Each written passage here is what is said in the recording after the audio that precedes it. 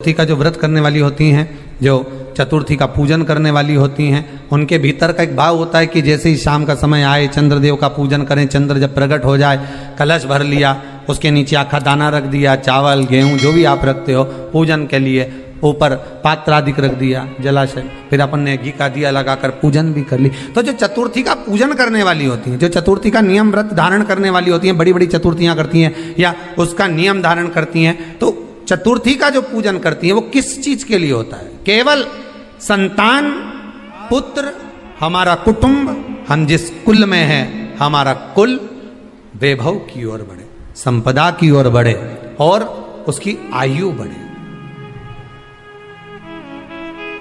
उसकी आयु बढ़े, वैभव बढ़े। बहुत ध्यान दीजिएगा महाराज, चतुर्थी की पूजन में जो आप आखा दाना रखते हो, गेहूं वगैरह कुछ भी जो भी रखते हो, उसकी बड़ी महत्वता होती है महाराज। यहां तक कहा गया है, चतुर्थी की कथा तो आप लोग पढ़ते होंगे, जो लोग पढ़ते हैं उनको मालूम होगा। चतुर्थी की कथा में लिखा है, चौथ माता के व्रत में वर्णन किया गया है कि वो आखा दाना जो रखा जाता है, मान लो कोई जरूरी काम होता है तभी आखा दाना को रखा जाता है, संभाल के रखते हैं कि हम इस काम के लिए जा रहे हैं और हमारा ये कार्य सफल होना चाहिए। तो जिसने चतुर्थी का व्रत करा है, जिसने चंद्रदेव का पूजन करा, चतुर्थी का व्रत करा, वो गणेश जी से विनती करके वहां से 2-4 आखा दाना उठा ले, और जो व्यक्ति का काम अटक रहा है अपने ही घर का, पर दूसरे कुल को नहीं देना, अपने ही कुल के अंतर्गत जो काम अटक रहा है उसकी जेब में, उसके पल्लू में उस चीज को रख दिया जाए। तो चतुर्थी जो अगली आती है, जैसे आप महीने की करते हो तो महीने की, और आप जैसे करते हो कि 4 अलग बड़ी बड़ी चतुर्थी करते हो, तो उसके अनुसार आपका कार्य सिद्ध होता ही है। उस आखे दाने का इतना महत्व होता है क्योंकि चतुर्थी का व्रत करने वाली माता जब व्रत करती है तो स्वयं चतुर्थी की कथा में लिखा हुआ है कि पार्वती जी गणेश जी से चतुर्थी की कथा बचवाती। चतुर्थी की कथा बाची किसने थी? स्वयं गणेश जी महाराज ने। और सुनी किसने थी? माता पार्वती। बाचने वाले गणेश जी थे, सुनने वाली माता पार्वती थी। तो चतुर्थी की कथा जब होती है तो उसको स्वयं गणेश जी बाच रहे हैं। तो व्रत कौन सुन रही है? माता पार्वती। और आपने जो आखा दाना लिया वो गणेश जी के भाव से लिया, गणेश जी से निवेदन करके, विनय करके, प्रार्थना कर कर उसको प्राप्त किया। गणेश जी की प्रियता है दुर्वा। क्या प्रियता है? दुर्वा। कितनी दुर्वा गणेश जी को समर्पित करी जाती है? मात्र 5। कितनी? आज के जमाने में लोग गट्ठा बनाकर चढ़ा दें, वो अपनी जगह पर है। 5 दुर्वा पंचम इंद्रियों को वश में करने के लिए, और भगवान के 5 जो स्वरूप हैं उनको अपने भीतर उतारने के लिए 5 दुर्वा। और दुर्वा में भी 3 गांठ। जब दुर्वा समर्पित करी जाती है तो उसमें नीचे दुर्वा की डंडी पर गांठ रहती है, 3 छोटी छोटी गांठें होना चाहिए। कितनी गांठ?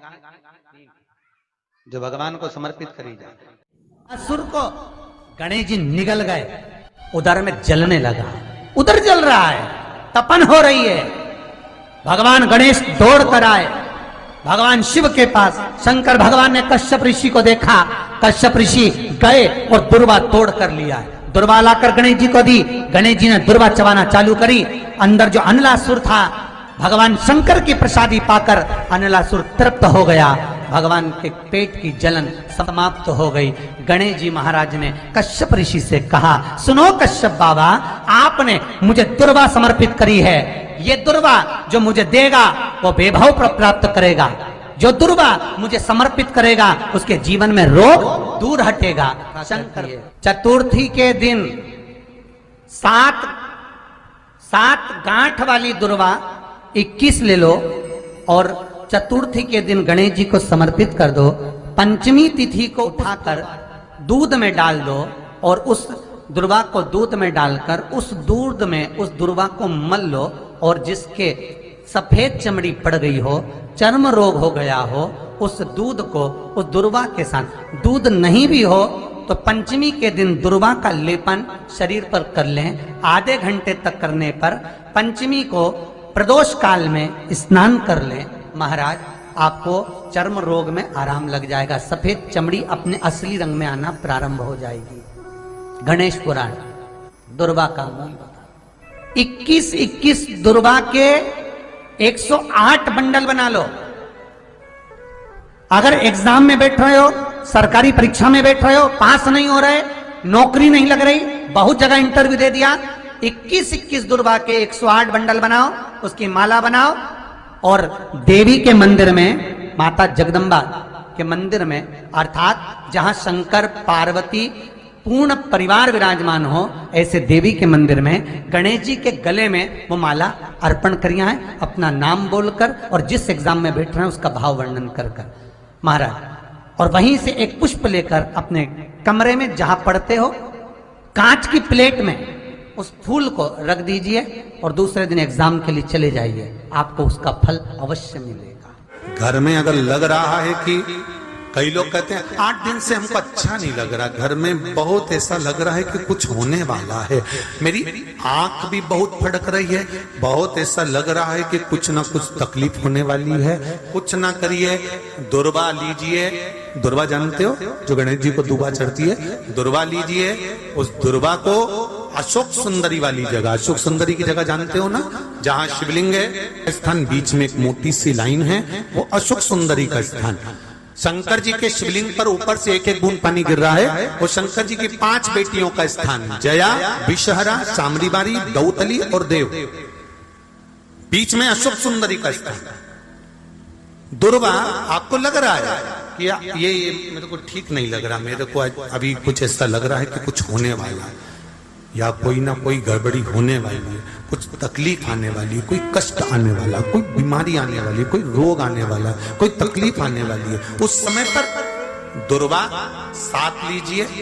7 दुर्वा को लेकर अशोक सुंदरी वाली जगह पर चंदन का पहले लेपन कर दो और उस पर दुर्वा की डंडी का जो मुख है वो पानी बहता है उस साइड, और शिवलिंग की साइड में दुर्वा की पत्तियों का मुख कर कर उसको रखकर अपने हाथ का स्पर्श करो और अपने मन से बाबा का स्मरण कर कर दिल से कहकर बाबा को उस दुर्वा को लेकर आ जाओ। उसका पानी घर में, पानी में उस दुर्वा को डालकर उसका पानी सब दूर छिड़क दो। श्री शिवाय नमस्तुभ्यम कर, जो नेगेटिवता ऊर्जा थी वो पॉजिटिव में बदलेगी और आपको 15 मिनट के अंदर ऐसा लगेगा कि जैसे शंकर भगवान ने खुद अपना गंगा जल भेजा है और पूरे घर को पवित्र कर दिया है।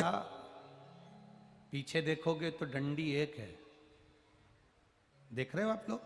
आप लोगों को ना भी दिखे तो अपने घर पर जाकर देखना। पीछे से देखोगे तो दुर्वा की डंडी एक है, आगे से देखोगे तो उसकी किनारियां 4-5 पत्तियां निकली हुई होती हैं, अर्थात एक रास्ता अगर दुर्वा का बंद होता है तो दूसरे रास्ते को दुर्वा खोल देती है, दूसरा बंद होता है तो तीसरे को खोल देती है, तीसरा बंद होता है तो चौथे को खोल देती है, चौथा बंद होता है तो 5वें को खोल देती है। दुर्वा में वो बल होता है जो महादेव को हम जब अशोक सुंदरी की ओर डंडी का मुख कर कर, पत्तियों का मुख इधर कर कर शिव को समर्पित कर कर 1 लोटा जल जब बाबा को हम समर्पित करते हैं दिल से, 3 महीना लगातार आनंद के साथ, हाँ बीच में रजो धर्म आ जाए तो आप लोग उस समय मंदिर में नहीं जाते, नहीं चढ़ाते, उस समय छोड़ दो, पर अपने भावों से बाबा को समर्पित करो। नवयुवक बेटे बेटियां भी शिव जी पर जल चढ़ाओ, करो शंकर का गुणगान।